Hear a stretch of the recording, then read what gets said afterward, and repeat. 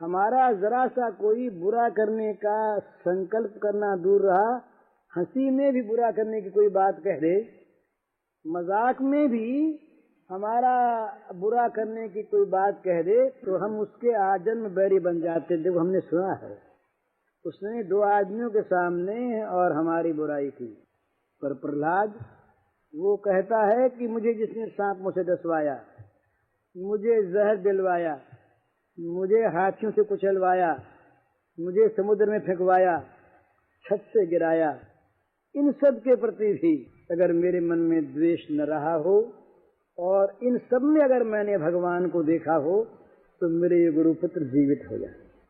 गुरुपुत्र कौन? जो मरवाने वाले। गुरुपुत्र जीवित हो गए। जीवित क्या हो गए? वो वास्तव में जीवित हो गए। वो जहां इस राज्य में मरे हुए थे, वहां जी गए। उनके हृदय में परिवर्तन हो गया। कहाँ हम इतने नीच, जिसको मारने के लिए निर्दोष को, सदाचारी इतना सुंदर बालक जिसके जीवन में कोई पाप कलुष नहीं, उसको मारने के लिए हम लोगों ने अभिचार किया। और ये कितना महान कि हम मर चुके, हमको मार दिया, और हम मरे हुओं को बचाने के लिए, और इसने ये प्रयत्न किया। कितना! इसके आगे की बात, प्रहलाद से जब भगवान ने कहा, हिरण्यकशिपु मारा गया, नृसिंहावतार हुआ, भगवान ने कहा वर मांगो। तो कल परसों अपने बात हुई थी, प्रहलाद ने कहा महाराज सेवक को आप मांगने की बात कहते हैं, ये बनियों की बात ठीक नहीं, लेन देन करने वाला बनिया होता, सेवक नहीं होता। फिर भगवान ने कहा कुछ मांगो। तो प्रहलाद के मन में आया कि जब ये मांगने को कहते हैं तो कोई न कोई छिपी हुई मांगने की वासना है जरूर, और थी, प्रहलाद को मालूम नहीं था। तो प्रहलाद ने मांगा कि महाराज मेरे मन में कभी मांगने की वासना पैदा ही न हो, ये वरदान है। कितना ऊंचा वरदान! पर इस वरदान को मांगने के बाद भी उन्होंने मांगा, इच्छा की वासना फिर जागी। कितनी बढ़िया वासना! प्रहलाद ने कहा महाराज मैंने वरदान तो मांग लिया नहीं मांगने का, पर मांगने की इच्छा हो गई। बोले भैया हमने तो पहले कहा था तुमसे कि कुछ मांगो। प्रहलाद ने कहा मेरे पिता ने आपका बड़ा अपराध किया है, जीवन भर आपसे द्वेष किया है, और मुझको उन्होंने आपका दास समझ के सताया है। ये भगवान मेरे पिता के दुर्गति न हो, उनको क्षमा कर दिया जाए, उनका हित। कितनी ऊंची बात! तो ये परहित बस जिनके मन माही, तिन कह जग कछु दुर्लभ नाही। ये पराया हित। तो प्रहलाद को मृत्यु मार नहीं सके। प्रहलाद के सामने सारे शस्त्र सब के सब निष्प्राण हो गए। हिरण्यकशिपु के आग में आग पना नहीं रहा, जहर में जहर पना नहीं रहा, सब में से मारने की जो चीज थी वो निकल गई। क्यों निकल गई? प्रहलाद इतना महान था। तो परहित बस जिनके मन माही, तिनका जग कुछ दुर्लभ नाही। पराया हित ये हम सबको करना चाहिए। और ये क्यों करना चाहिए? बड़ी स्वार्थ की चीज है। अगर हम लोगों को सबकी बान पड़ जाए हित करने की दूसरे के, तो सबका हित अपने आप सब सोचेंगे, सब करेंगे। और ये बान पड़ जाए दूसरे का बुरा करके हम अपना भला कर लें और ये सब करने लगे, तो किसका भला होगा बताइए? सब सबका बुरा चाहेंगे, सब सबका बुरा करेंगे, भला कैसे होगा? पाप की वृद्धि यही आज हो रहा है।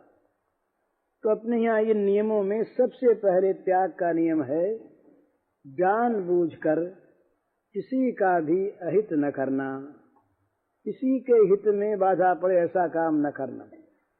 अपनी समझ से भूल से हो जाए दूसरी चीज है, जानबूझ के ये बहुत मोटा नियम है। भला होना तो चाहिए यूं कि अपना सर्वस्व खो करके भी दूसरे हित करना होना चाहिए, ये नियम ये होना। और उसमें सर्वस्व जाता नहीं, आवेगा ही आवेगा, उसमें टोटा है ही नहीं। टोटा तो बुराई करने में है, उसमें तो नफा ही नफा है, कहीं घाटा है ही नहीं। लेकिन वो नियम न रख करके इतना सरल नियम अपने रखा है कि जानबूझकर किसी का भी बुरा न करे, अहित न करे। कभी भूल से हो जाए भगवान से प्रार्थना करे, न समझ में आवे हो जाए तो होता कि जब बांध छूट जाएगी ना, एक बहुत बुरी चीज क्या है, वो सबके स्वभाव में तो नहीं आई, स्वभाव की चीज है भी नहीं, कि दूसरे का अहित देखकर कभी कभी मजा आता है। जैसे कोई आदमी गिर जाए ना, गिर जाए चलता हुआ रपट करके, आसपास वालों से हंसी आ जाती है, वो मुंह छिपाता है या यहाँ यूं देखता हंसने वालों को, तो उसके मन में क्षोभ बड़ा होता है। पर ये वो बुराई से नहीं आती, ऐसी स्वभाव से आती है। तो ये स्वभाव बुरा है ना। किसी आदमी को हम दुख में देखें, किसी आदमी का बुरा होता हो, वहां पर उस अवस्था में हम होते तो हम क्या चाहते? हम चाहते कोई हमारे पास बैठ के हमें सांत्वना दे, कोई धीरज दे, हमारे दुख में कोई हिस्सा बटावे, हमारे अहित को मिटाने के लिए कोई उपाय बतावे, कोई चेष्टा करे, भावना ही करे। लेकिन यदि हमारे दुख में कोई हंसे, किसी को आनंद आवे, किसी को मजा आवे, तो हमारी क्या दशा होगी हमारे मन की? इसी प्रकार उसकी होगी। इसी प्रकार जिसका अहित होते देखकर हम हंसते हैं, हमारे मन में आनंद की, हमारे मुख पर आनंद की एक लहर आ जाती है। वो लहर उसके जा करके हृदय में शूल सी चुभती है, और भगवान बड़े नाराज होते हैं। भगवान और बात इतने नाराज नहीं होते, दूसरे का बुरा भगवान सहन नहीं कर सकते। इसलिए अद्वेष्टा सर्वभूतानाम, ये सबसे पहला लक्षण बताया भगवान ने। किसी भी प्राणी से द्वेष मत करो और मैत्री भावना करो। अद्वेष्टा सर्वभूतानाम मैत्र करुण एव च, 3 बात बताई पहले। किसी से द्वेष मत करो, सबके साथ मित्रता की भावना करो, और जहाँ दुख देखो तो वहाँ हृदय को पिघला दो, पिघल जाए, हृदय द्रवित हो जाए, बहने लगे। इस तरह से ये दूसरे के अहित की चेष्टा, दूसरे के बुरा करने का विचार भी बहुत बुरा है। अपने लिए विचार करके देख लें। तो जहां जहां पर दूसरे अहित होता हो वहां उत्साह से काम करें, और कहीं दूसरे के अहित में अपना हित दिखता हो तो वहां सावधान हो जाए, भगवान से प्रार्थना करे कि महाराज हमारी बुद्धि कुछ खराब हो गई मालूम होती, ये बुद्धि कह क्यों रही है ऐसा कि दूसरे के अहित में हमारा हित है। बुद्धि अगर कह रही है तो जरूर बुद्धि दूषित है, सद्बुद्धि तो ऐसा कह नहीं सकती, असंभव है ना। दूसरे के बुरे में अपना भला हो नहीं सकता, हो सकता नहीं, कभी नहीं हो सकता।